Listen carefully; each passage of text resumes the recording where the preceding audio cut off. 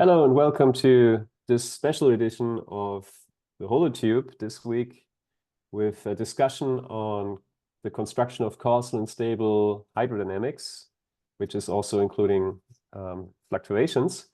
The idea of today is that we will have two short presentations, one by Mauricio Hippert and one by Akash Jain, about the recent papers that had this topic that showed up at the same time on the arXiv and had this topic of causal and stable hydrodynamics.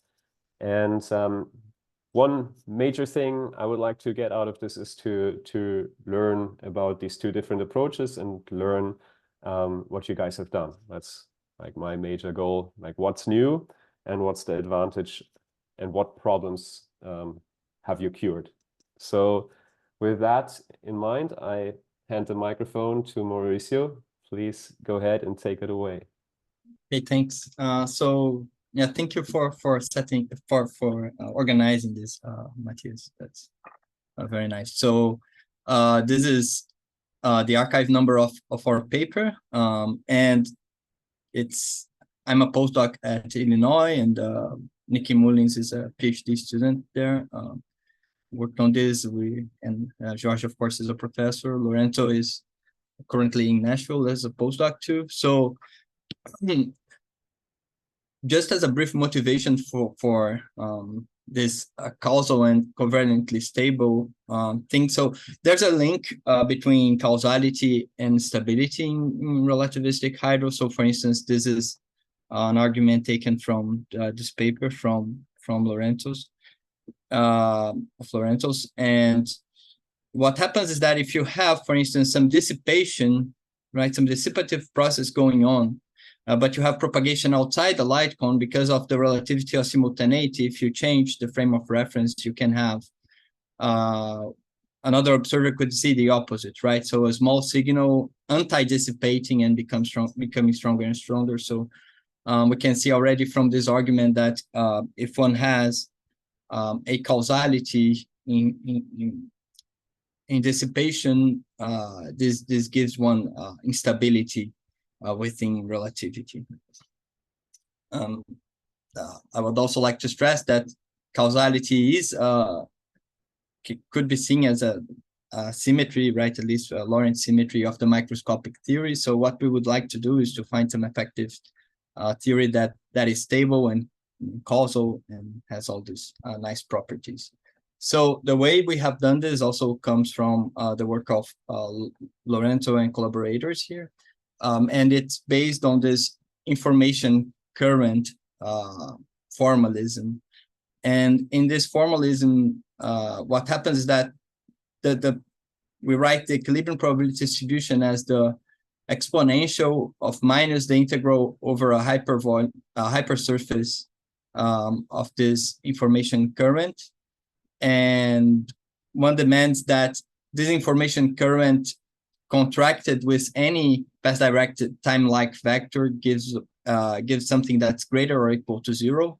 It's only equal to zero if there's no deviations from equilibrium, and it only decreases. So of course, what happens is that one is guaranteed to go back to equilibrium, and then the theory is thermodynamically stable. One can see some deltas here. Actually, the entropy density goes to second order in delta, and this information current is usually second order in our formalism at this point. And one can get equations of motion from this thing, as also explained in this paper here. So the idea, I mean, roughly, you can get this from more general considerations, but what happens is that one can write these equations of motion by simply imposing that d mu e mu is always negative and equaling it to something that is a quadratic form, so it has always the right sign, and e mu itself is written as a quadratic form and can be guaranteed to have the properties from the previous slides. And the equations of motion one gets are these here. One is free to add some anti-symmetric potential term that won't contribute to the divergence of the information current, to the creation of entropy. One would just contract with delta phi here to get that the mu is the sigma here. And we can add stochastic noise. That's what we did. And it turns out that the noise correlator for the fluctuation dissipation theorem to be respected ends up being precisely the entropy production matrix that goes in here. There's no mu here, sorry, that's a typo. And one can do this, for instance, for several theories of any theory of Israel-Stewart type, pretty much. So for Israel-Stewart diffusion, for instance, these are the matrix that we get. So the first entry would contract would go with delta n, and the other one would go with some current J outside of equilibrium.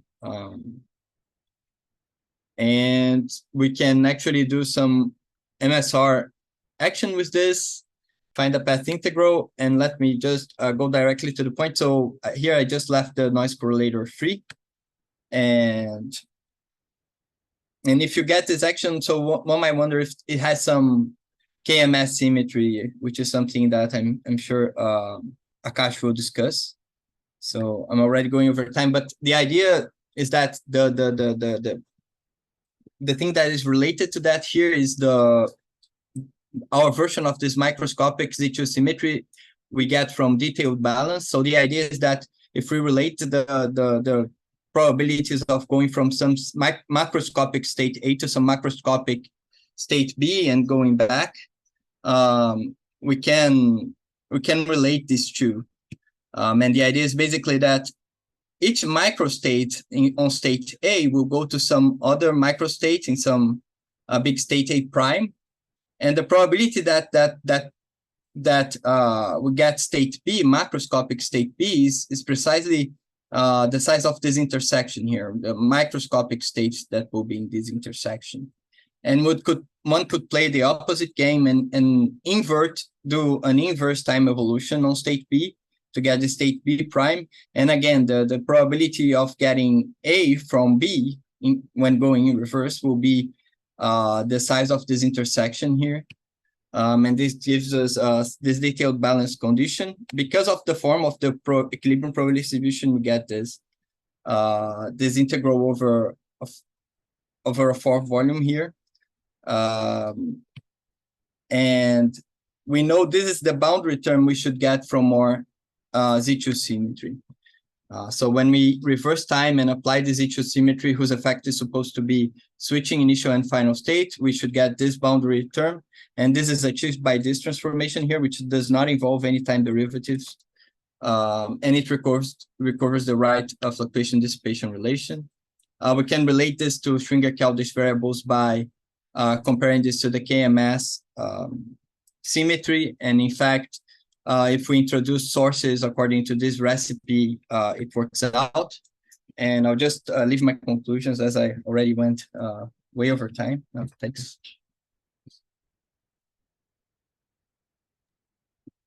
Fine, that's fine. Like if you want to take a minute. Oh, okay, great. And just explain the conclusions and outlook, that's fine. Okay, yeah. So we have this formalism, which so far has been applied for linear fluctuations in causal and stable theories, and it's guaranteed to be stable and guaranteed to be causal because of the way it's constructed. We have applied this to relativistic diffusion. In our paper, you will also find in our first paper on this generalized Israel-Stewart hydrodynamics, and we find that detailed balance appears can be imposed by the Z2 symmetry, which is akin to the usual KMS symmetry. And one interesting thing is that we get detailed balance for any choice of foliation. So we can choose different initial and final hypersurfaces to define our initial and final state. And even then we can get this detailed balance. And yeah, so now we have the ingredients to extend this to nonlinear level. with this symmetry. And the idea would be, for instance, to renormalize transport coefficients and look at higher order moments, equilibrating, and things like that. Okay, great, thank you. So the idea is now to move on without questions at this particular point, and give the stage to Akash, but we'll come back to your conclusions and your outlook. Okay, thank you. In the discussion that will follow this. So Akash, please go ahead and take the mic. The stage is yours. All right. Well, thank you very much, Matthias, for organizing this. It's really nice to get the opportunity to talk about our work a little bit more with everybody. So, hi, I'm Akash. I'm a postdoc at the University of Amsterdam, and I'm going to talk today about some work I did with Pavel Kovtun at University of Victoria on, again, stable and causal relativistic hydrodynamics. So, I've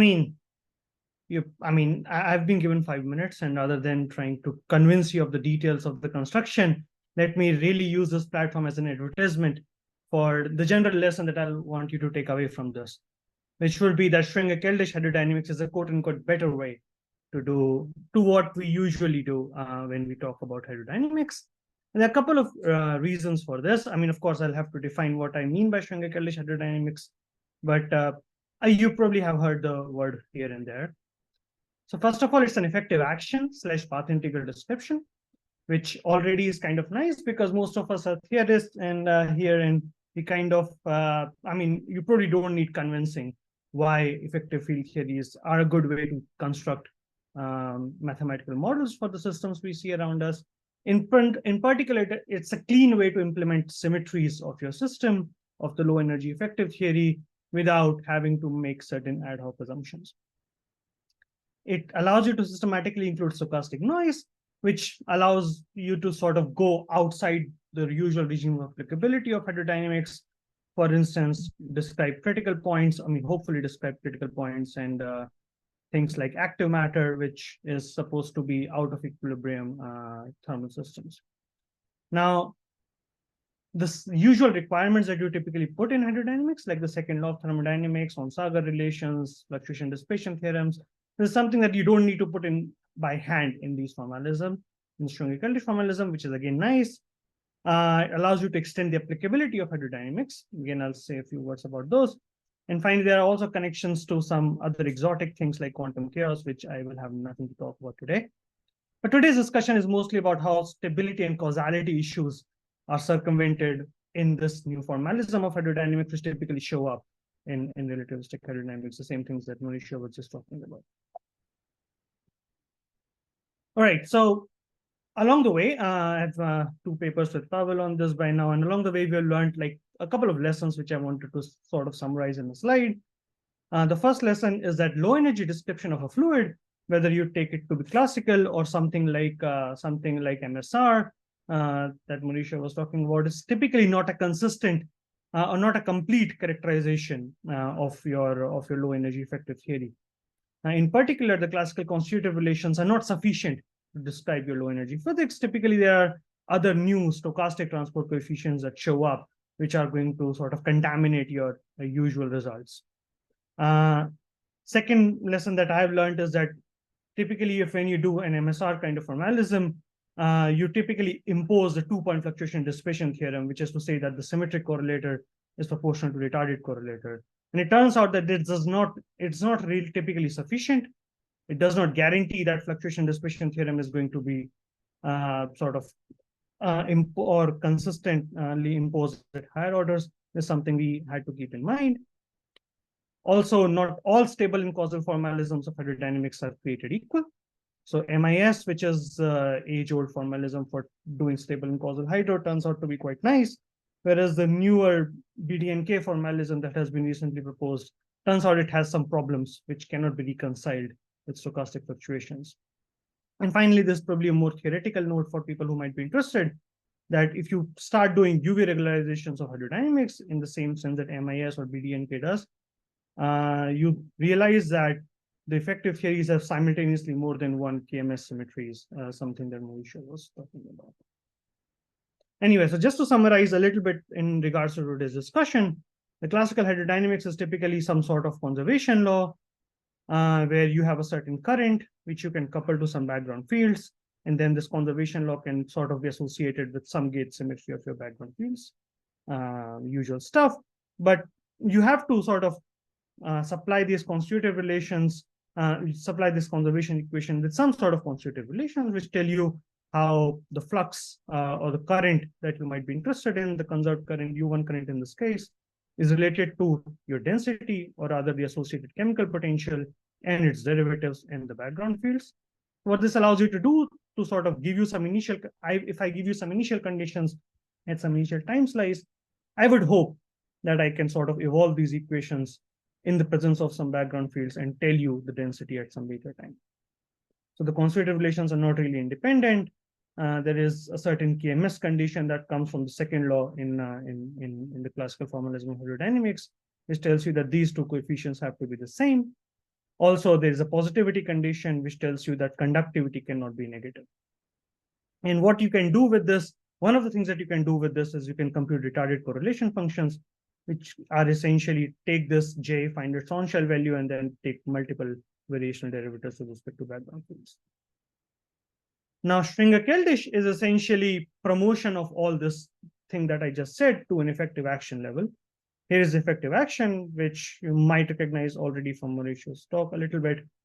I'm not going to go all over the ingredients here, but an important thing is that now you can actually derive the equations of motion of classical hydrodynamics as a variational principle associated with certain degrees of freedom. And this action has a lot of nice features. The one that is important for us today is sort of this KMS symmetry, which is something that you can check. I mean, I'm not going to check it for you here, but it's a nice discrete Z2 symmetry that this action has, which ensures that the effective action or all correlation functions that come from this action satisfy fluctuation dissipation theorems to all orders and in fluctuations.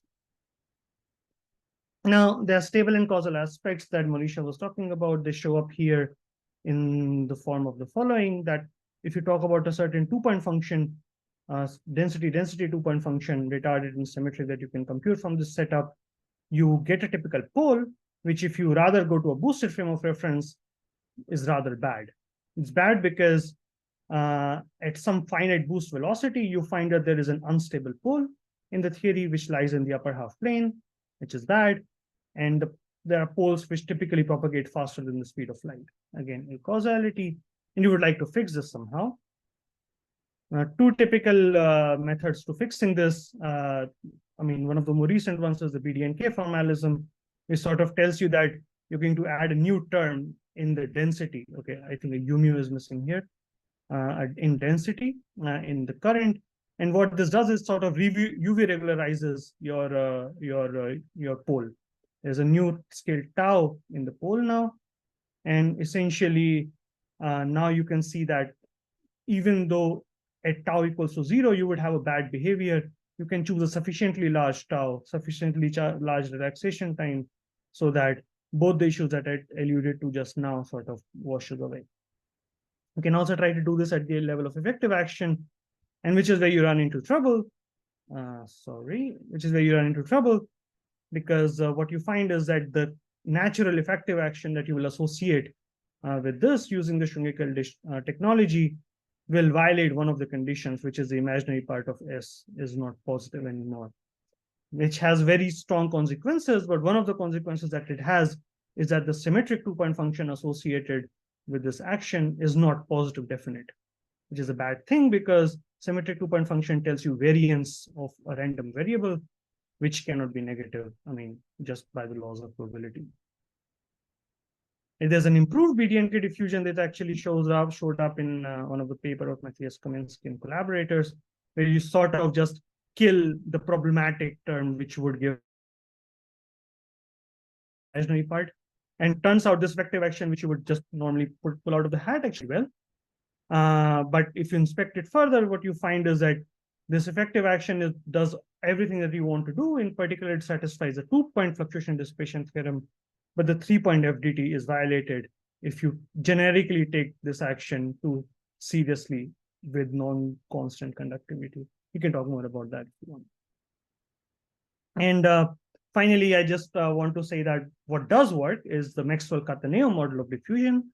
It's more like a MIS, Muller-Israel-Stewart version of diffusion, where you introduce new degrees of freedom to mimic flux, and you give an equation of motion to flux directly with the relaxation time tau now showing up here. This prescription also exactly fixes the problems of stability and causality in the way that I was talking about just now. But with this new degree of freedom, you can write down actually a modified effective action, where you now have a new degree of freedom J in an associated noise partner JA. And this is perfectly fine in the sense that it has a positive imaginary part. It also satisfies everything else that you would want your effective action to satisfy. And in particular, it now has two kinds of KMS symmetries. There's one KMS symmetry which sort of mixes the noise field, the new noise field with the previous, with the new degree of freedom. And then there is another more exotic one. But that's all I have to say about this. And I think, rather than trying to give a completion, I think I'll try to complete through a discussion through the rest of this session. Okay, thank you very much, Akash. Thanks to both of you. I forced you to have a wealth of results and developments that have taken place over the past 10 years, or more so than the, like, I forced you to present all this stuff in a very short amount of time. I apologize for that. So let's take a step back and let me ask a very simple question to begin with. What problems are we solving here? And I've got from both of you, Mauricio and Akash, from your presentations, that the first problem that we're solving is really stability of hydrodynamic formulations. And the second one is inclusion of fluctuations, and thereby ensuring that the fluctuation dissipation theorem is satisfied by endpoint functions that we calculate in these frameworks. Would you two agree with that? These are the two main problems we're solving. I mean, if I may go first, like I think the first problem that you said is not really. I mean, I think we are not really solving the stability and causality problem here, in the sense that we are just sort of picking up the old solutions, right? I mean, both MIS and BDNK at this point are fairly old solutions. I think rather, but it is really about the second point, is that you take these solutions to sort of stability and causality problems, but how do you go forward and not just talk about classical theories, but include stochastic fluctuations in a way that is still consistent with stability and causality? Yes, that's what I think is the main advantage. I mean, we have, because we are trying to really solve it at the level of the formulation of our theory, right? So if you write, like, how would you go writing an effective theory? We still have to go over the details of how to do this non-linearly, but what you would have to do in our case to get an effective theory would be writing this EMU, right? This information current from your degrees of freedom and your symmetries, right? Consistent with that. And you would have to furthermore make sure that this EMU satisfies some conditions, which at the level of the equations of motion already guarantees that that propagation will be causal. And at the level of the fluctuating theory, it guarantees that you're fluctuating around something stable. So that's the so we are really trying to fix it, like from the very beginning of our construction. So it's the two approaches are a bit different in that sense, I think. Yeah, so I see George wants to say something. Go ahead, George. Yeah, I think the main point, honestly, is that the thing is much harder than expected, in the sense that just at the level of the equations of motion, people can devise theories that seem to make sense, or at least have the properties that you would like. And then once you switch on stochastic fluctuations, then there are new problems that appear. So this is, I think, is a correct statement. But I think the subtlety, honestly, is that for relativistic systems, it's not very simple to see how fluctuations go back to equilibrium. And I think what is now understood is that in a real relativistic system, right, if you want the things, the fluctuations to go back to equilibrium, or in fact, I think I would assume also that all the endpoint functions will behave the correct way. I think it'll be, I think causality plays a role here. So at least at the level of the course of motion, we understand precisely that you need to, causality is a necessary argument, or is a necessary property for stability. And now I think we're seeing the consequence of that once we switch on to this off-shell formulation, right? So I think that's the point. It's I don't know. Yeah. Yeah, I mean, I agree. Like, this is more like, I mean, we know how, I mean, or in sense, we have some solutions of how to do causal and stable hydro at the level of classical equations of motion. But the point now is to how to go further than that and sort of consistently also include stochastic fluctuations in a way that are, I mean, okay, first linearly and then hopefully also non-linearly. Lorenzo. Yeah, so I am a little bit, I have a different take on all these things because I am a huge fan of old school thermodynamics. And there the idea is, we have a free energy for the fluctuations around equilibrium. You go Landau and say the free energy defines the probability distribution for your states. And so what can we learn from that? It's a more phenomenological approach, if you want. So hydrodynamics gives us a procedure to compute the free energy because we usually have an entropy current and so on. And now we have a procedure that allows us also to do perturbation of the free energy, compute the Hessian of the free energy. And what you discover is that when you do this, automatically you get the Onsager relations, symmetric hyperbolicity, causality, stability, all the inequalities about the transport coefficients, all the properties, which is kind of a magic miracle because this connection between causality and stability really converts, for example, speed of sound smaller than 1 into a thermodynamic inequality, right? Usually one has, specific heat positive. Now we have a formalism that tells us that even speed of sound smaller than 1 is a thermodynamic condition. So the idea is, what happens if we play around with this? What happens if I just say, okay, I have this free energy given by hydrodynamics, so it's all phenomenological, it's all given in the construction of the theory, and the question is, what happens if I make this fluctuating using this free energy?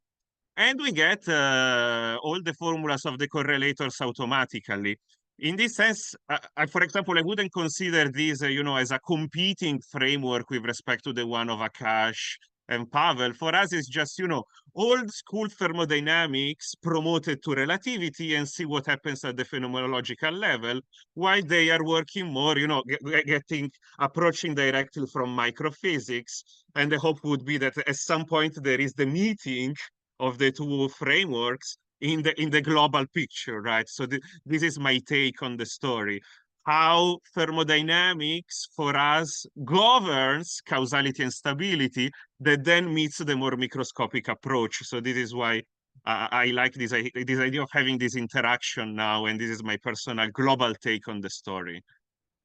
Okay, so we should explore those parallels a little bit more into differences in the formalisms, but you make an important statement, I think, Lorenzo, which was that your take on it is, and with Jorge and collaborators, is more macroscopic and based on thermodynamic and distribution functions and equilibrium versus a more microscopic, maybe more quantum field theory-like take Yes. by Akash and Pavel.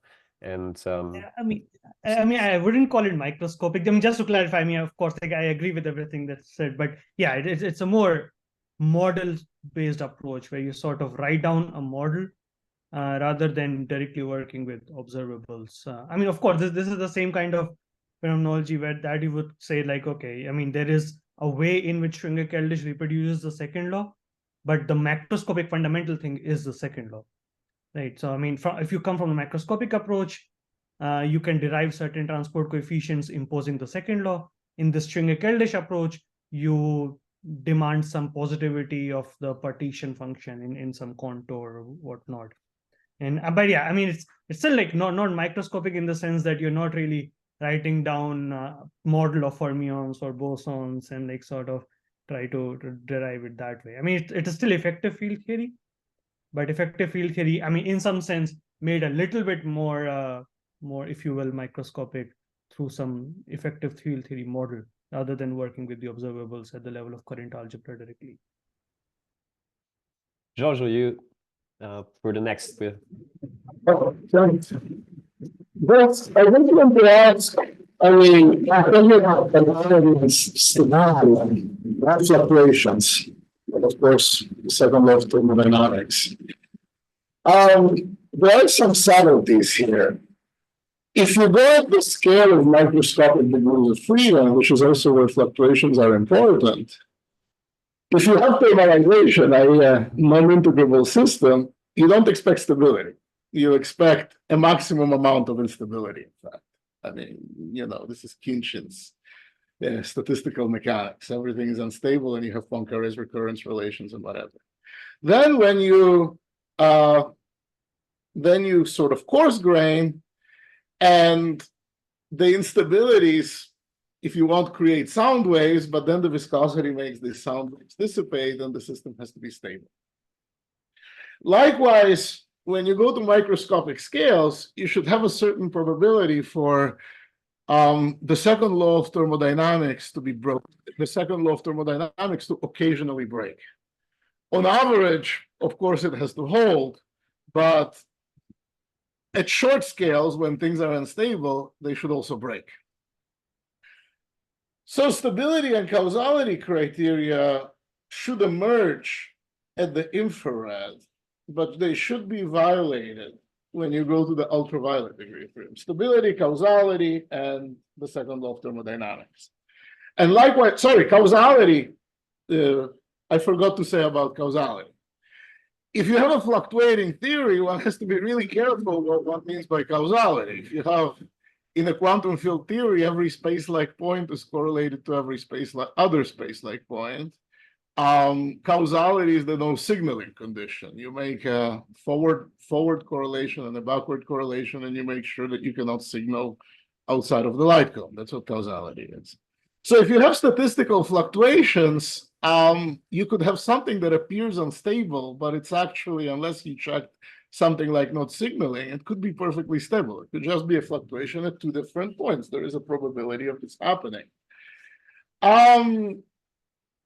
The question to everybody is, to what extent are I think that there are some inconsistencies. I mean, I've exchanged emails with a lot of you over these issues that, you know, according to the criteria that I just submitted, that I just sort of did my best to describe, there might be inconsistencies. I mean, for example, a theory where the second law of thermodynamics holds for sure, and which is absolutely stable, isn't a good theory for this sort of thing.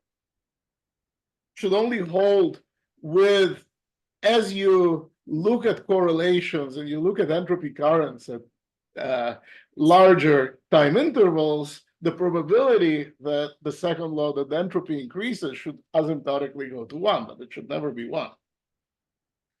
It looks like Lorenzo has an answer. Yeah, I would like to reply to this. So for us, you know how it works. You have your theory that describes macroscopic states. Hydrodynamics describe the macroscopic states, and each macroscopic state has a free energy. For us, stability means that the macroscopic state with maximum free energy is what you identify as the equilibrium. And then, of course, as you're saying, the second law is not valid when you include fluctuations exactly, but that's where the fluctuation dissipation theorem comes about, right? I have dissipation that brings me towards this maximum free energy state. But then I have all the other states and the fluctuation take me away. The balance between fluctuation and dissipation must coincide with the probability distribution that is dictated by the information current. So for us, yeah, absolutely. The second law thermodynamics is broken by fluctuations, and we tune fluctuation and dissipation in such a way that you get the probability distribution dictated by statistical mechanics. So I don't think there is a contradiction between your overall philosophy of the matter and our approach. Of course, we start from a deterministic non-fluctuating theory, which has the second law exact, but then we stochasticize it by adding the noise, and then a fluctuation dissipation theorem dictates that everything converges to the distribution dictated by the canonical ensemble or the grand canonical or what the situation is. Yeah. Nicki would like to add something. Yeah, I just wanted to add that the issues with stability we find in fluctuating BDNK are not really what Jorge is talking about, where it's just the probability of having fluctuations goes to 1 in macroscopic scale, or the probability of being stable goes to 1 on macroscopic scales. Rather, this is a more fundamental thing, I think, where if you calculate the equilibrium probability distribution to be in a given state in BDNK, what you find is that it actually increases as you get further from equilibrium. So it's something where the thermodynamics itself is breaking down rather than being this expected thing that you described. So if I may just add something.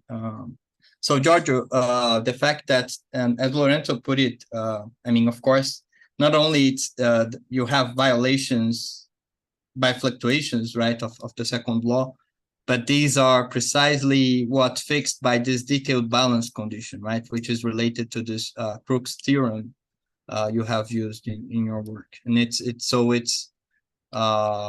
precisely the way a process and its inverse are related comes from that in a way. But you have both. You have the inverse and the processing of increasing entropy. So maybe this is a point where we can look a little more into the different formalisms that all of you used. So one thing that was new to me, at least, in the work by Akash and Pavel was the formulation of diffusion in the Maxwell-Cataneo way, which can I just say that is Müller-Elsterl-Stewart for diffusion? Yeah. Basically, I mean, and I know that Jorge, Mauricio, Nicki, Lorenzo, you have looked at this same. So I just want to phrase this as one pinpoint for just clarification. So it's just a simpler version. Like diffusion is just the toy example for the full hydro, right. And so for those who have not gone into the details of your guys' paper, would one of you like to illustrate maybe a little bit, like with the Maxwell-Cataneo example of diffusion, what's going on when you do two things? Like basically this model introduces UV completion, like kind of degrees of freedom, which do the job of UV completing your diffusion theory, and thereby regulating this theory of diffusion. And making it causal and stable, and then like the second step would be allowing it to be lifted to some sort of theory that includes fluctuations. So does anybody want to illustrate a little bit that method in that simpler example? Yes, I have some slides on that, so perhaps I can. Yeah. Just please. Yeah. So let me see if I can go back let me just want to make a quick, very quick comment before we start. Mauricio, comment is that Israel and Stewart were, of course, aware of Catanio's work. And if you look at the original papers on MIS, Catanio's work is cited there. Mm-hmm. Okay, yeah, just to put things in order. Maxwell-Cataneo diffusion came before Israel Stewart. So yeah, so this is just a slide kind of summarizing what we get for Israel Stewart. Just to make a point also, in principle, you could start from any degrees of freedom you would mean, you had, and I mean, if you know the thermodynamics, or if you can guess the form of the entropy current from symmetries, then you can find this thing, right? And here we introduce this diffusion current. And what we find actually is that if you don't introduce the diffusion current, for instance, if you set beta j to 0, what happens is that the z mu contracted with any time-like vector won't in general be positive definite. So one of the conditions for the stability is for this thermodynamic stability criterion is violated. So if one just picks the whole thing and contracts with a general time-like path-directed vector of this form, one finds that not only you have positive susceptibility, which is just usual thermodynamic stability, right? But you also, and you also, not only this guy has to be positive or negative, but which is also from thermodynamic stability, right? It enters in the entropy in this way. But rather, you also gain this constraint here. And this is the one that guarantees causality. So by demanding that the equilibrium is the state of maximum entropy or minimum free energy, or maximum entropy within constraints. But for all observers, then this guy automatically appears, and we get causality. So thanks. If I may paraphrase, so see if I understand this correctly. So everybody's familiar, I think, with the entropy current that's S mu here. Then you introduce Israel-Stewart degrees of freedom, J mu, like this curly J mu, which are the allowed to have independent dynamical or independent dynamics. They're new variables, and then the information current, capital E mu, that takes into account that particular entropy current that we just discussed, and in addition, the entropy current in the bath, and to and from the bath, maybe. Oh, yeah. So this is, I'm not sure about this first line. There might be mistakes here. Perhaps yeah, I can sorry explain. about that. Yeah. So there are two ways of doing this.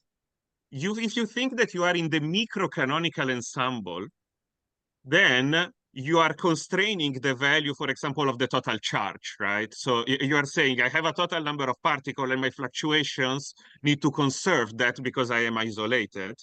And so when you compute the second variation of the entropy, that's a constrained variation. You need to put a Lagrange multiplier and so on. And so you don't just make the second variation of the entropy, but you need also to reintroduce a correction coming from the conservation laws.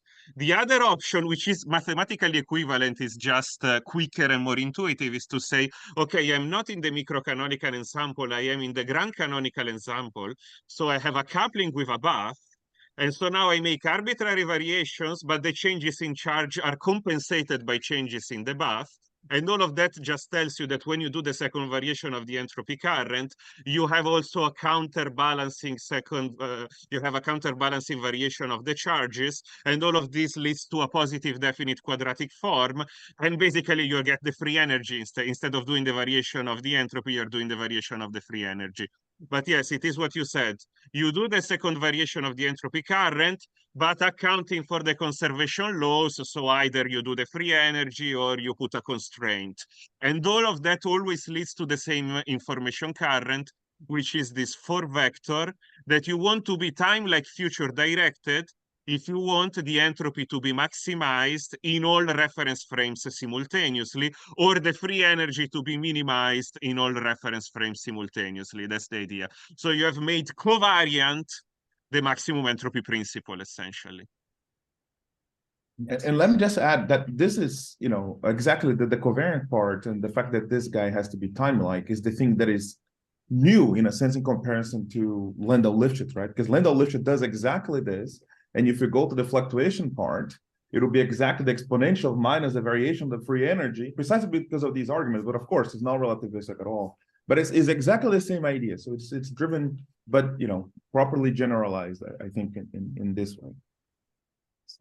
so yes, just to I recycled some old slides in my backup. So I mean there might be imprecisions in this first line, but the point is exactly as Lorenzo was describing, you guarantee that you always have positive information flux through any hypersurface that is correct oriented in the right way. So in the end, you always have positive information density in a way, which is related to having a bound on the free energy, a bound in the entropy. But because of this thing Lorenzo mentioned of asking for this for all reference frames that you have, that equilibrium is the minimum of the free energy.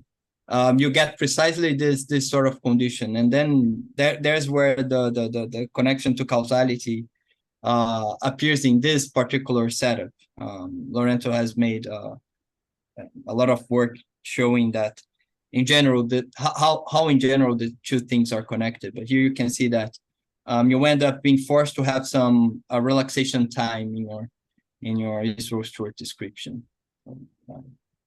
Which means Navier-Stokes diffusion wouldn't work, right, with this. And okay, so there's different directions to go from here. Let me point out, or let me ask. So zooming out a little bit, where you've addressed this formulation in a way that you include the bath. You're looking at the whole system.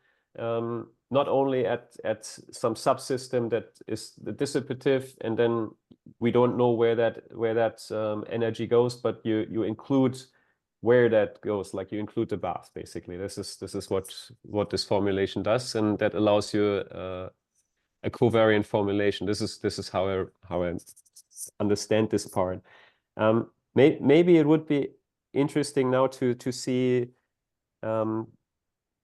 Or to compare. Just a comment on this. At least, like I don't know if the others would agree, but I don't really think that is the path that you're taking into account. At least in the effective action formulation, these actions are still non-unitary, which means that they're losing information, which means that you're not actually modeling the path. So what you do to sort of make theories causal and stable, in some sense, is add like a UV regulator. But even after adding these UV degrees of freedom, the system is not required to be UV complete in that sense. Like you are still losing information. These are still, so you still don't have a complete model for the bath. It's just that you include some components of the bath to sort of make sure that effective is Thank you for the comment, but I think that this is a linguistic, a terminological problem. Here by bath we just mean an external system with which you exchange charges, conserve charges, is not, all the buff of microscopic degrees of freedom that couple and take away information. It was just a trick to get rid of the annoying issue of putting the conservation laws all the time to do the variations and so on. You couple with a buff, so you don't care anymore about the conservation laws and everything works. But yeah, I agree with your comment. But we are not modeling the bath itself. Yeah. Yet another way to phrase it is just that, I mean, the second law tells you that entropy increases in an isolated system, right? And then when you have, this is just a way to impose the constraint is to make it not isolated, really. Okay, so now we talked about the equations of motion and the constitutive equations and stability. I think it will be useful to see how this is going to be lifted into or compared to like a Schwinger-Keldysh formulation, which both of you did in order then to include also corrections through fluctuations, stochastic fluctuations, and possibly quantum fluctuations. So maybe one of you wants to like highlight that point, like how is this, lifted into and where maybe are problems lifting what we've just seen, like some stable causal versions of hydro, including BD and K, like lifting this to like full Schwinger-Keldysh effective action. So where are the tripping fall, like the falling hazards and the problems with that, and how have you both accomplished this? So this is where your approaches deviate a little bit. Right. I mean, so like it's I mean, of course, I mean, in the sense that I think the approaches are still sort of complementary in the sense that you're approaching the same point. I mean, I think even underlying the logic in both formalisms is still, like, I think the same. So the point being that what you want to, I mean, there are two broad ways. One is an old school way where essentially you give me some classical differential equations. To promote them to stochastic differential equations, I'll include random noise, and then I'll sort of sum over random noise.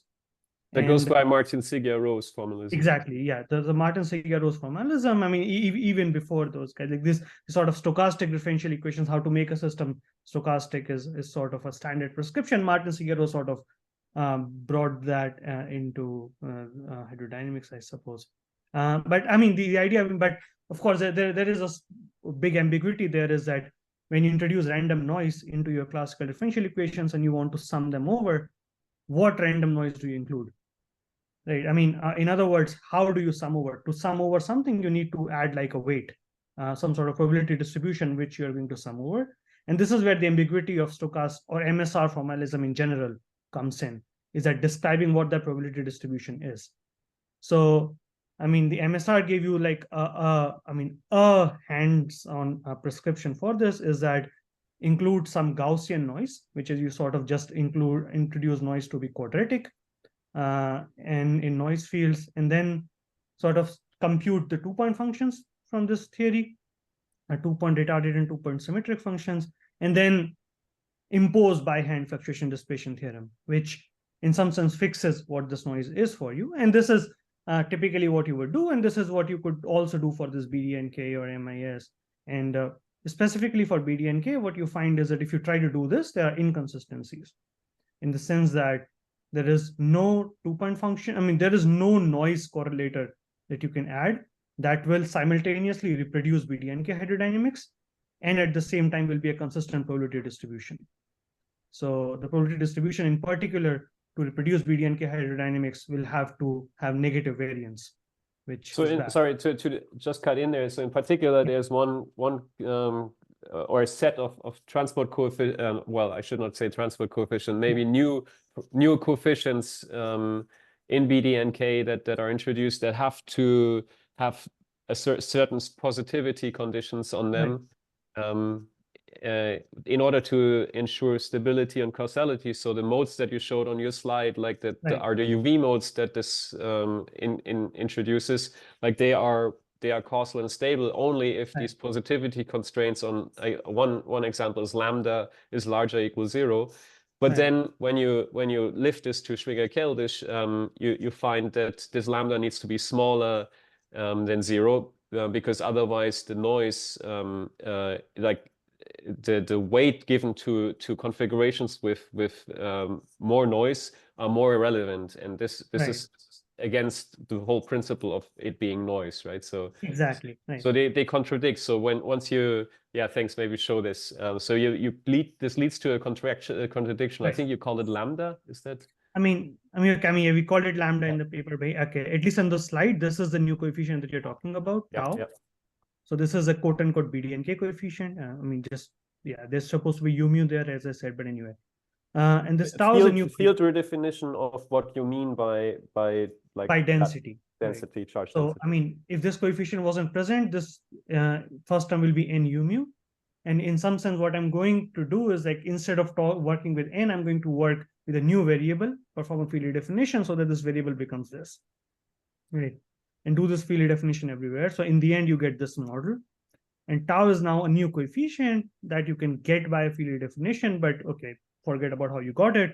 And now you just have this differential equation to solve. And if you solve this differential equation, what you find is that certain problems that were a problem would go away if you pick the right sign for tau. In particular, for this pole to be in the lower half plane, you need tau to be positive and sufficiently large. In particular, it has to be larger than d because v is bounded from above by 1. So which means tau has to be bounded from below by D. And if that is the case, then this mode will always be causal and stable in particular. Right. So which means that tau it is bounded from below by D, but but also it is of course bounded by 0. It has to be positive. And the thing you find is that if you try to then do stochastics with it, introduce a probability distribution and whatnot, and then use this to find the symmetric 2-point function.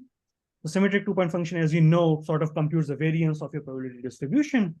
And this is bad, right? Because for positive tau, this term will always be large K and then will be negative, right? So essentially, the 2-point function will have negative variance, or rather the probability distribution will have negative variance. So this is like the pitfall that you can get into. Is that, it's not really a pitfall, it's just in the sense that if you try to promote this consistently to stochastic formalism, you would find that it doesn't work. There is no probability distribution that will make this work. So this is the point where BDNK breaks the fluctuation dissipation theorem. Right. I have had discussions about many people on this, which sort of take it as a point that, okay, you are scrapping BDNK, but it's really, you should really think of it that BDNK was designed to serve a particular purpose. It was designed so that you can not take the classical differential equations of hydrodynamics, make them causal and stable non-linearly. In fact, prove non-linear causality stability maybe, or work with less degrees of freedom, and all that it's doing wonderfully.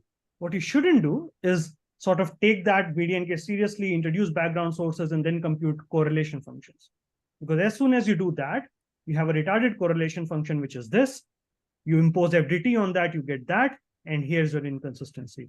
So which means that BDNK is a wonderful theory to do classical evolution. It's not a good theory to compute response functions. And then by extension, do stochastics. But even before stochastic, it's not a good framework to compute response functions. Whereas you can do that consistently in MIS. Thanks for clarifying that. I know, Jorge, you had raised your hand, but maybe Mauricio had something to add directly to this. Oh, yes. Just two small clarifications. One is just something I, of course, agree with Akash said, but just one small clarification is that in our approach, the Martin-Seeger-Rose procedure was employed to get to our action, but of course, the idea moving forward to nonlinear to the nonlinear case would be to start from the action and from the symmetry, right? And the other thing is that just this one. In principle, you could add MSR noise nonlinearly and then impose, let's say you want to add 3-point nonlinear functions, arguments in your noise, then you will by hand will need to, just like you impose in MSR, you impose 2-point FDT. Now, if you want a 3-point, an action that is valid at 3 points, or a calculation that is valid at 3 points, then you have to also impose by hand 3-point FDTs and 4-point FDTs and so on. Action is more like a Schwinger-Keldysh prescription is more like a shortcut to that, so that you don't, it's just a minor point, but it's just that we were planning to move forward starting from the action. So, this action thing is older than the Schwinger-Keldysh procedure, right? It's also in Zinjustan. When you write a Fokker-Planck equation, you can write this sort of thing. And in this sense, we can start modeling our stochastic processes from the equations of motion, or from some Fokker-Planck equation, or from the action. And now we understand what the action means and what conditions it has to satisfy. We plan to take that road because, of course, it's easier in a sense. We want to start from the information current somehow, and the some kind of functional describing or function describing the dissipation, but in the end we wouldn't even go through the equations of motion. But the other point is that this is something that hasn't been done yet, right? We still haven't really extended it to non-linearity. So it might be that even perhaps some of us don't think that way, and it might be just me. But and the other thing is just that something more on precision is that BDNK is not stable in the same sense as Rostort in the sense that it's stable if you're looking within the solutions, right? But once you introduce noise, you need this thermodynamical stability. So you need a stability off shell. So this is a subtlety that, at least when you try to fluctuate BDNK in this sort of way that we have tried, and Akash and Kovtun have tried, what ends up appearing is precisely that you could see this as an information current that doesn't satisfy this property of being time-like future directed, right? So it doesn't satisfy this covariant criterion for off-shell or thermodynamic stability. It's causal and so on, but the problem is the off-shell part. Lorenzo or Jorge might have something else to say, because they are the ones who understand. So I see we have met the 1 hour mark. I do not want you guys to walk out of this too exhausted, but one thing that I wanted to do is to open the discussion also to the whole audience. Just I mean, everybody has already contributed in principle, but I want to encourage everybody to raise their hands and bring up their comments and questions right now at this point. In the meantime, I know that Jorge had been wanting to say something for a while, and then after that, Jorge, Noronha. So please go ahead in that order for now. So back to this view, I don't know if you can I'll try to condense as much as possible. I mean, regarding Schwinger-Keldysh, I mean, in comparing the approaches, I would say that Schwinger-Keldysh, please correct me if I'm wrong, but I think it makes an extra assumption, because it's very heavily based on sort of the asymptotic formulas, Kubel's formulas is also based on. So the basic idea is you have short-range fluctuations, but either they cancel out or they sort of build up into the transport coefficient. Which is fine, but you are making the assumption, basically, that somehow fluctuations are irrelevant, which is why you have two propagators, and one is away from equilibrium and the other one is towards equilibrium. In a sense, it implies that the second law of thermodynamics is true as a fundamental principle. This is an asymptotic statement. This is a statement. I'm not sure. I think the information current, I mean, correct me if I'm wrong, I'm making controversial statements too. I think the information current is sort of more free of this assumption that, you know, fluctuations are somehow a correction on equilibrium. It's not a. However, on the other hand, when you talk about it's not that surprising to me that BDNK is fluctuations are inconsistent, because in general, local equilibrium. What I want to say is that fluctuation dissipation and asymptotic fluctuation dissipation are very different things. You might have a fluctuation dissipation theorem applying in every cell, and this will give you some kind of effective theory, which we still have to figure out, without doing the sort of gradient expansion on which Schwinger-Keldysh theory and Kubel formula are based. It's a possibility.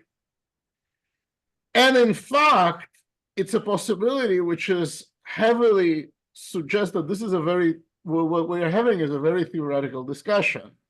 But I will just point out one piece of experimental data. Hydrodynamics in small systems up until now in heavy ion collisions seems to suggest that the degree of collectivity of whatever is created of the strongly coupled fluid is completely independent of the number of particles. So systems with 30 particles and systems with 3,000 particles are exactly as collective. If you consider, for the experts, V24, I mean, higher cumulative measurements of elliptic flow, which experimentalists interpreted as evidence of collectivity.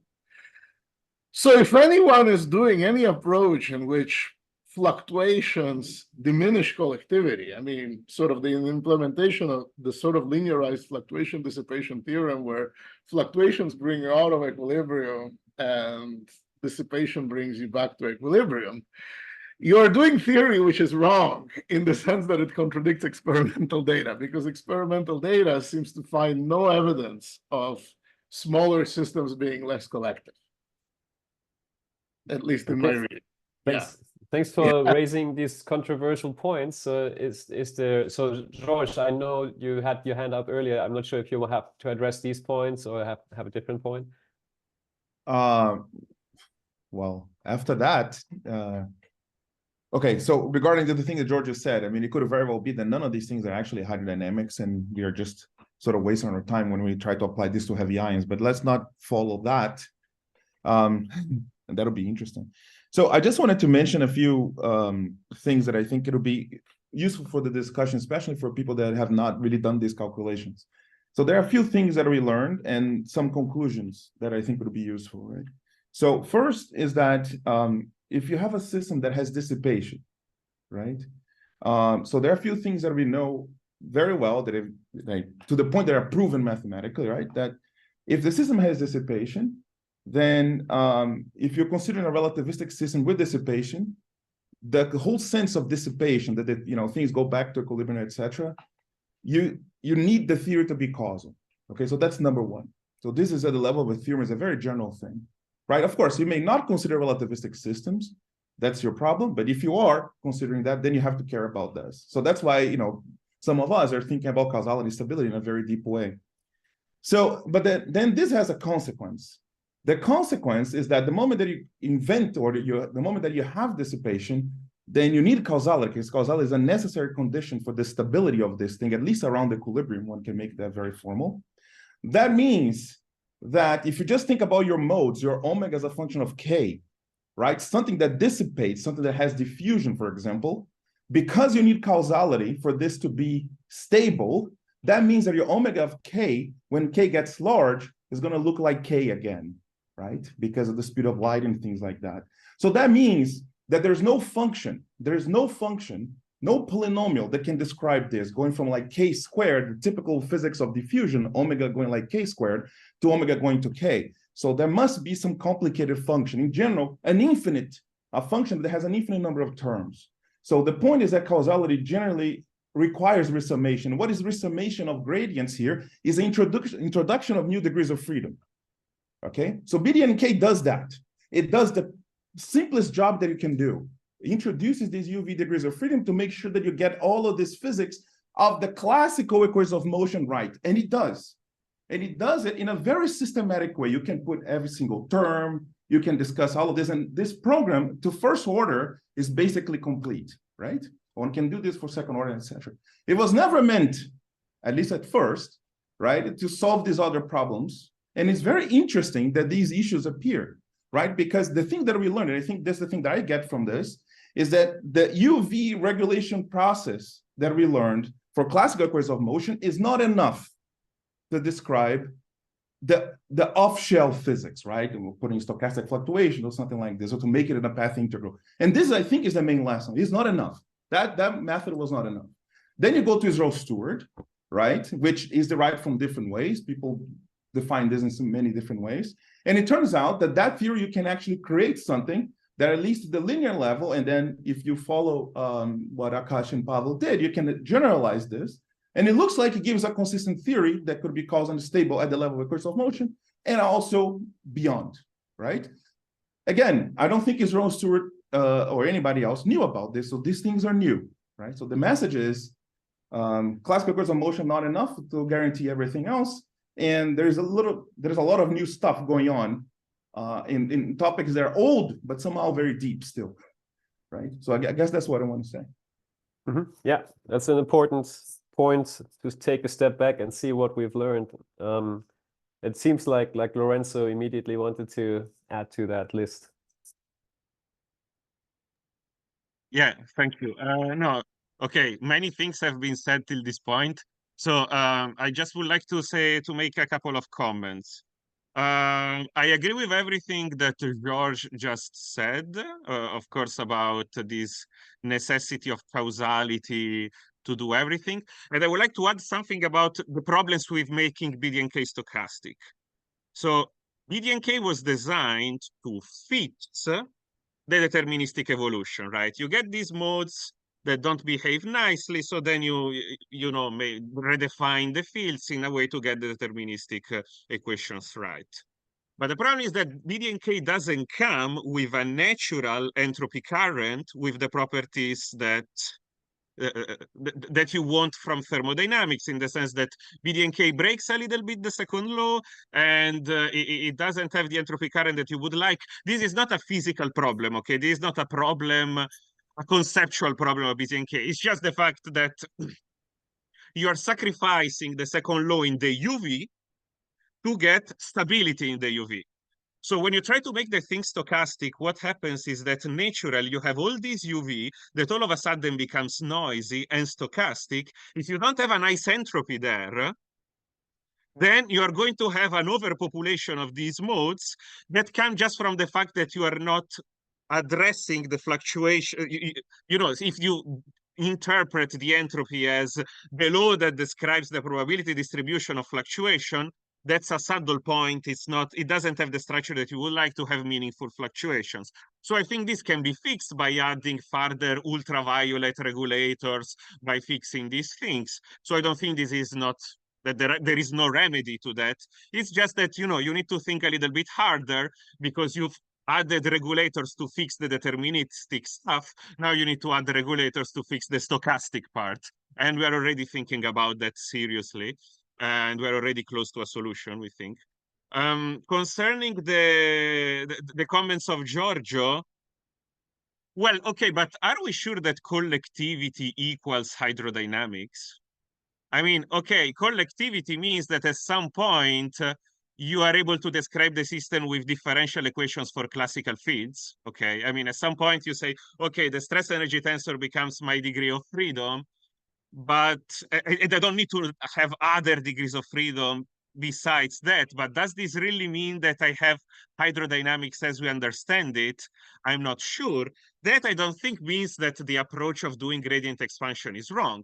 It might well be that, okay, hydrodynamics from a gradient expansion is something. When I go to smaller systems, still I can use these differential equations for the stress energy tensor, but that has a completely different philosophical birth in some sense.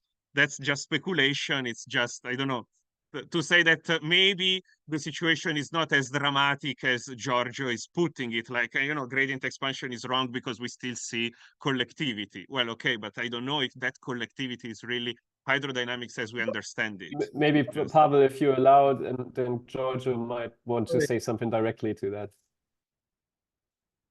Giorgio, you are muted. Sorry, I just wanted to say, not gradient expansion is not the problem. Fluctuation expansion is the problem. If you have 20 particles, you have 3 particles per cell. And then even if viscosity is 0, Knudsen number is 0, fluctuations are non-zero. And if you put in fluctuation dissipation theorem, you would expect a very large effective viscosity. There was a great paper about this by Pavel here, who'll speak next, from over 10 years ago. And so that there might be some something big that we're missing, but the data is, but you would naively expect that high collectivity goes down with number of particles, nearly by definition, you know. Yeah. Okay, yeah, thanks for that. Pavel. Yeah, thanks, Matthias. I wanted to make a few comments about things that have been mentioned previously. One thing is MSR that people have brought up. If you look at MSR, the actual paper, it appears that what they were primarily interested in was the problem of turbulence, not so much the problem of thermal fluctuations. And they even make this interesting statement in the paper that once this effective theory is written down, where the properties of the noise is, of course, they stem from the properties of the driving force, literally properties of the spoon that you use to stir your fluid, then the whole problem of turbulence is reduced to renormalizing the vortex function in that effective theory. So that's a comment about MSR. A second comment I wanted to make is that Akash showed this expression for a two-point symmetric function, density symmetric function. And that two-point function, yes, does something bad when momentum k is large, but when momentum k is small, there is nothing bad is happening there. Yes, this one. It stays positive when k is small, because then k to the 4 is smaller than k squared.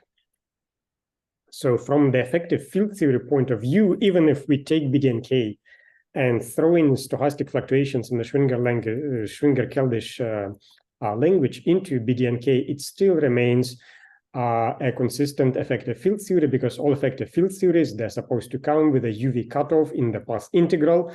And once you put a UV cutoff in your path integral, treat it as a genuine effective field theory should be treated, then this theory is not problematic. It is problematic indeed at large k, where it is not supposed to be used. Another comment is about the fluctuation dissipation theorem. This is something that Jorge was mentioning. I don't have anything relevant to say about small systems, but for large systems, fluctuation dissipation theorem is really a statement in the microscopic quantum field theory. And when we write down effective descriptions, the way we do this, we want to write down effective field theories that capture as many properties of the microscopic quantum field theory as possible.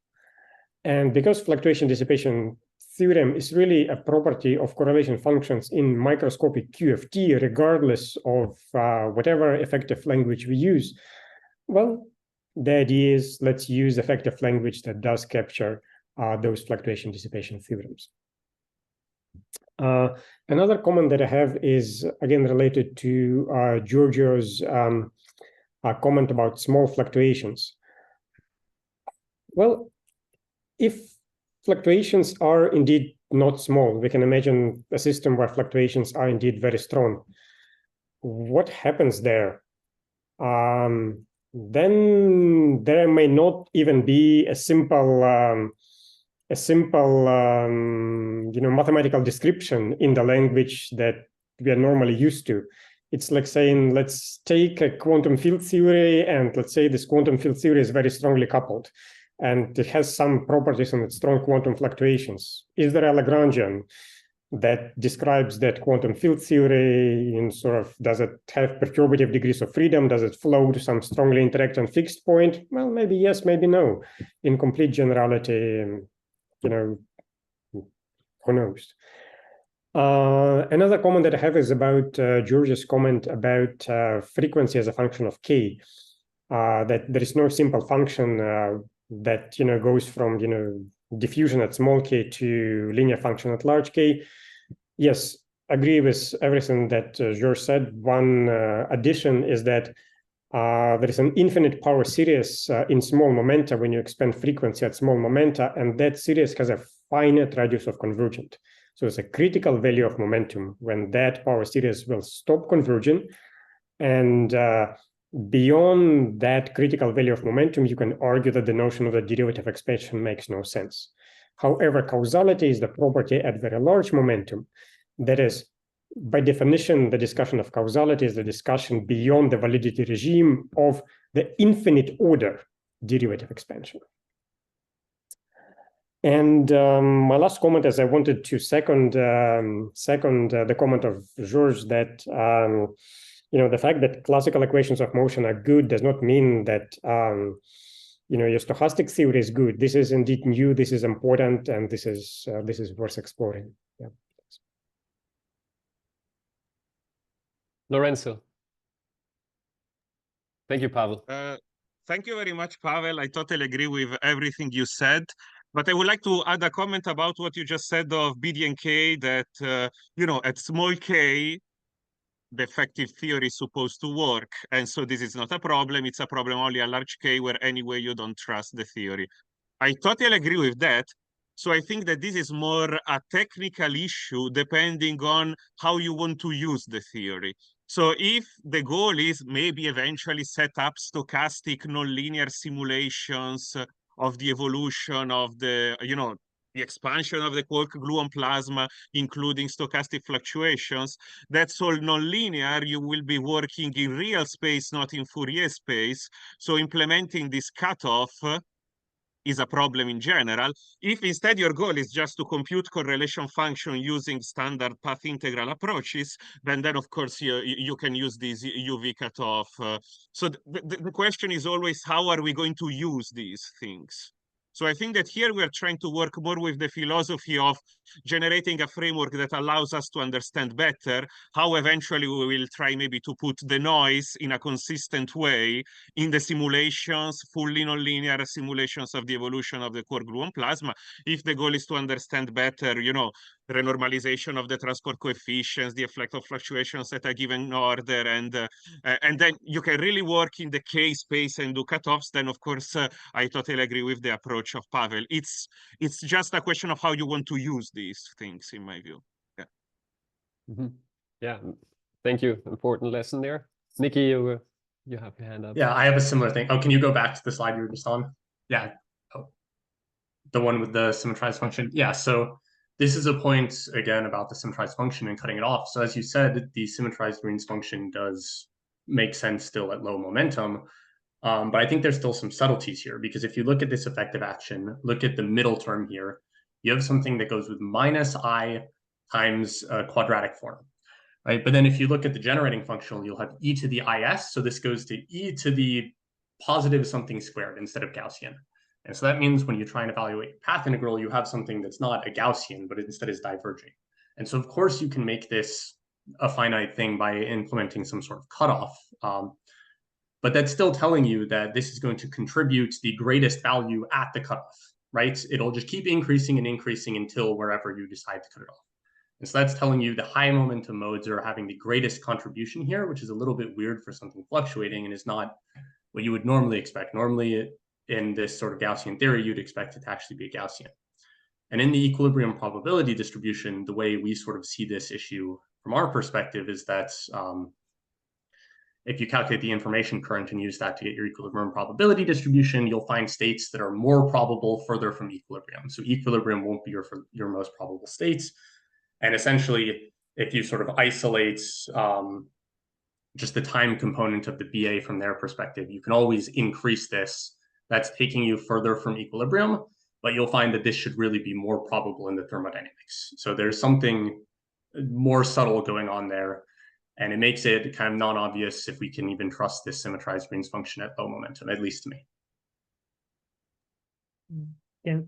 Thank you for the comments, Nicki. Jorge. Can I add something to what Nicki just said before? Yeah, absolutely. Yeah. Yeah. I mean, just to add to one of the subtleties. I mean, one thing that you would want this effective field theory to do is to, I mean, of course, there's a in principle problem that what do you even mean by systematically doing loop corrections if the thing you're weighting by is not really small, right? Because it doesn't have the right sign. But let's say you close your eyes and did that. One of the things that the theory is supposed to do is to compute for you, let's say, the retarded function with loop corrections, right? And there was this nice paper by Hong Liu a while ago, I mean, discussing basically properties of Schwinger-Keldysh theories. And one of the things that you would want to do, I mean, you would want, or you would hope, is that if you compute the retarded two-point function from this theory, then every loop correction that you add to the theory keeps the retarded function retarded. And it would be really bad if the tree-level retarded function after 20 loop corrections somehow is not retarded anymore, or the pole somehow jumps by loop corrections in the upper half plane. And there was a good proof, and essentially that this wouldn't happen as long as all the Schwinger-Keldysh conditions, specifically these ones, are satisfied.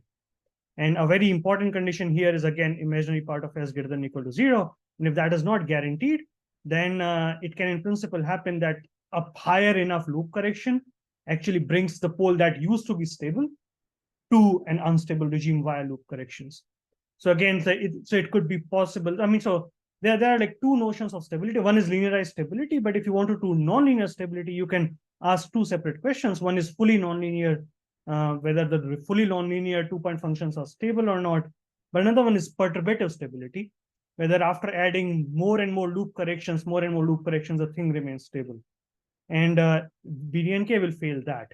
So if you just sort of just ignore the problem that it is still a perturbative effect, but if you then started taking seriously the loop corrections that come from this theory, then they will eventually, the pole that used to be in the lower half plane will eventually jump to the upper half plane. So just some technical point to it. Thank you. Jorge? Yeah, I just want to make this point. Can I share something here? Go ahead. Okay, so I just want to make this point very clear to everybody in the audience. I think you see my screen, right? Yeah. So this is the point. The point is that it's precisely to get that thing that Akash said. So you want this guy here. This connects also to what Nicki was saying, also to Pavel was saying. Let me make this smaller because then you can see the full screen. Yeah, okay. So the point is that you want this here to not diverge when you do the integral. So you have, let's not go into the detail what these fields are, but basically it boils down to this type of equation for the simplest problem of diffusion. And this thing, it was going to be a negative exponential, like the argument is going to be negative. So then the fluctuations are going to die out if this condition is satisfied. And you see that it's really interesting that so the causality choice is when lambda has to be larger than this parameter. This is, in different versions of what you saw today. But so what Pavel was saying is that if you were to restrict the omega, or the frequencies and decays in this integral, to be within what you would call this causal regime, then this guy would be fine, right? And then you would not see the other issues. The problem is, how do you guarantee that this works to all orders, right? Once you do, this is just a linear theory, how you go to the nonlinear. Okay, so the nice thing about this is that the issue can be seen in a very clear, simple free theory like that. But I think the problem seems to be deeper. We need a formulation that is systematic, and especially if you want to consider ultra-relativistic systems or things like the quark-gluon plasma. You want relativity to play a big role. You want, the theory to have causality. You want the theory to be used either as a course of motion or also as, something that has fluctuations. And I guess we see that the problem is much more complicated than expected, which is good. I think this is good. So that's what I wanted to say, just to make sure that people see what the integrals are and stuff. George, what you just showed is a little bit more problematic than the naive problem that you were discussing, right? Because what you were basically showing is that omega and k have to be related. I mean, the factor. I mean, if you want to say it again, the factor. I mean, so basically there is a sort of a cone, and so essentially, but that's problematic because I mean, no matter how small omega and k are, you could go closer and closer to origin, closer and closer to the hydrodynamic regime. But still, if the ratio of omega and k is not good, your BDNK theory is bad, because still like you're that. But this I mean, but if you really want to say that, then BDNK theory is probably not even good as a perturbative theory in small k. No.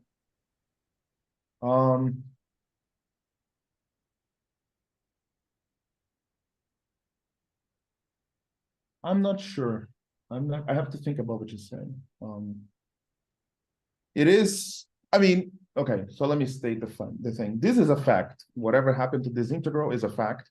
And there's also a fact that those omegas will be fine. So I think, so the question is whether one can just invent this restriction and live with it, right? I'm not sure if this restriction is so consistent. Yeah, so I guess, I mean, that was the whole point why we started writing the author paper, trying to, find something where we would bypass these issues from the beginning. I guess that was my point. But I don't know yet. I don't know yet. Yes. It looks like Mauricio wants to. This is precisely what I was saying. So essentially here it looks like the condition is for omega and k to lie within some sort of cone. So which would mean that no matter how small k is, this condition is never automatically satisfied, because small omega, small k can still violate this condition. So the path integral could still be bad, even if you are strictly into the hydrodynamic regime. I mean, at least some. It's very funny because what this is saying, so this is, I mean, the equations are hyperbolic when this is satisfied. So it's like you have to be in the domain of dependence of the classical theory, in a sense. Let me say better. So the classical theory is hyperbolic, so it propagates things, right? So the theory is hyperbolic, has a finite domain of dependence. Mm-hmm. The translation of this finite domain of dependence on how one point can affect other points in the future goes into this omega and k relation if you think about the linearized physics. Right. So in a sense, what he's saying is that within that, if you were to consider only things within this regime of validity or within this, I guess it'll be fine. I guess that's the point. Yeah, I mean, I suppose, of course, probably the on-shell lies within that, but of course, off-shell, you're supposed to sum over all exactly, omega. Exactly.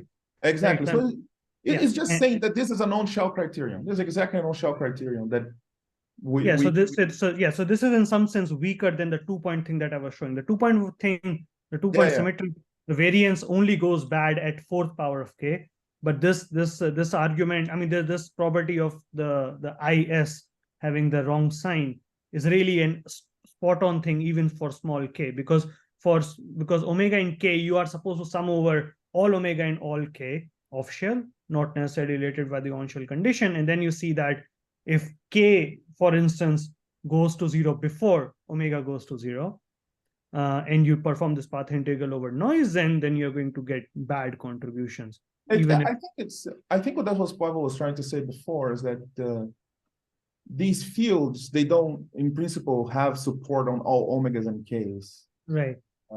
So I guess that was the main idea. Okay, sure. But they should have support at small k. At least at small k, they should have support. And if there are problems at small k, then this is really, this is really problematic. I think this is a very good point. Yeah, reached a subtle point here, which is very interesting. It's good that this spawns discussions between the authors of the two papers that you guys haven't discussed in private before. But maybe to think more about this, we need more time than we have now, because we're already at the 90-minute mark right now. So I do know that Jorge wants to say something. If it's not too controversial, then please go ahead. You're muted. It's not controversial then. Well, I mean, the stability, I think that the big issue is that, to which I was pointing out earlier, I mean, the stability criterion that you just showed, if you want to show it again, it's a funny stability criterion, because it's thank you. It depends on, I mean, k is a perturbation, of course, but u is flow. And in a fluctuating system, in a system where fluctuations are important, u cannot be measured. It could be a momentum fluctuation, or it could be a change in velocity. There is no way in principle to know. Jorge, I think u is supposed to be the background value of the velocity, or rather the expectation value of the velocity. Well, that's correct, yes. Yeah, but that's now you're making a statement that becomes really slippery if you have fluctuations, and if perturbations, background basically means perturbations are small and stay small. And this is related to the fact you were talking about, entropy current, which is defined in all, I mean, in fact, u, not only it's physically ill-defined, but the different theories, BDNK, Müller, Israel, Stewart, and Landau and Eckert, if you want to go back in time, are defined by basically arbitrary choices of u. Not arbitrary, of course, you choose them for something, but it's a choice which is made by theorists to do calculations. It's not an experimental observable. It's not a physical quantity. But they all are supposed to agree in equilibrium, right? So their expectation value is still supposed to be the same. You are approximately in equilibrium, but then it's a legitimate quantity to ask approximately with respect to what? I mean, I think this is the limitation of pretty much all the theories on the market so far, that you were talking about stability in all foliations, but the change between Landau, Eckart, MIS, and BDNK are exactly changes in foliation. You change theories as defined this way when you foliate, but you don't actually change P mu nu. You don't change the conserved current. You don't change things you're measuring. You're changing the thing you're expanding against. And if you have a theory where fluctuations are really invariant under this choice of U mu, it might be, I mean, this is where I think this is where I think this hydrodynamic in small systems might be solved. I don't know, it's speculation. It's that when fluctuations become big, the number of ways you can describe things which have a non-zero probability, if you think about it as departures from equilibrium, also becomes big. The number of possible U mu's that you can define without without being really out of equilibrium in every cell also becomes big. That may be a good summary of your point, Jorge. I do know that Lorenzo has one comment. If it's short, then we will take it, and then we should wrap it up. is super short. No, I just would like to say that this is a linearized theory around the thermodynamic equilibrium, and U mu is defined to be the direction of the form momentum of the total isolated system. So as such, at this level, there is no ambiguity. When you go non-linear, okay, one needs to think about it more in detail, maybe. Yeah. But it might be that this is as ill-defined as linearizing QCD. Like you can linearize QCD, but then you basically break gauge symmetry. You can linearize general relativity, but then it becomes a very subtle issue of which gauge you're in. Yeah, this is probably food for thought, and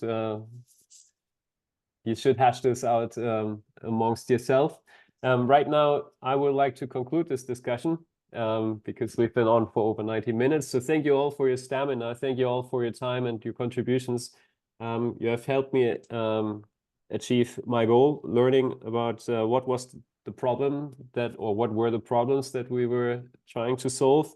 And again, I take it stability, causality had been addressed previously, but the idea is to have consistent frameworks where, like, based on an action principle, you can incorporate causality and stability in hydrodynamics and calculate correlation functions that satisfy the fluctuation dissipation theorem, including fluctuations.